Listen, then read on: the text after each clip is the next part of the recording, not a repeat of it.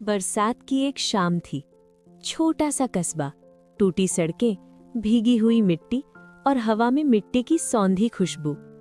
बारिश के पानी में कागज की नाव बह रही थी। उसे बहते हुए देख रहा था ईशान, 16 साल का लड़का, जिसकी आंखों में सपने थे लेकिन दिल में डर। ईशान का पिता कभी कहता था, बेटा, इंसान का हौसला भी कागज की नाव जैसा होता है, अगर बहने दो तो मंजिल तक पहुंच जाता है। पिता अब नहीं थे। ईशान को आज उनका वाक्य फिर याद आ रहा था। सपनों का बोझ। ईशान पढ़ाई में अच्छा था, लेकिन पैसे की कमी के कारण स्कूल छोड़ने की सोच रहा था। माँ सिलाई करती थी और ईशान शाम को चाय की दुकान पर काम। एक दिन स्कूल से कॉल आया।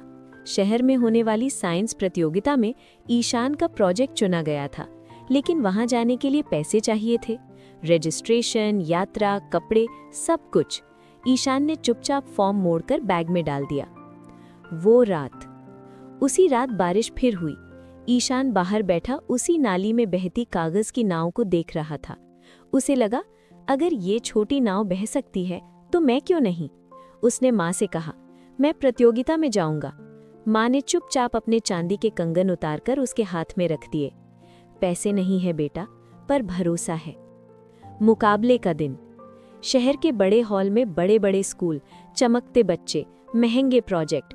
ईशान का प्रोजेक्ट बहुत साधारण था, बारिश के पानी से बिजली बनाने की छोटी मशीन। सब हंस रहे थे, लेकिन जब ईशान ने मशीन चालू की, एक छोटा बल्ब जल उठा। हॉल में सन्नाटा छा गया।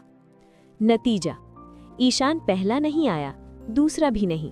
उसे मिला इनोवेशन अवार्ड और पूरी स्कॉलरशिप। जज ने कहा, जिसके पास संसाधन नहीं लेकिन हिम्मत हो, वही असली वैज्ञानिक होता है। अंत। शाम को ईशान घर लौटते समय फिर उसी नाली के पास रुका। कागज की नाव अब भी बह रही थी। वो मुस्कुराया, पापा, मेरी नाव चल पड़ी है। सीख।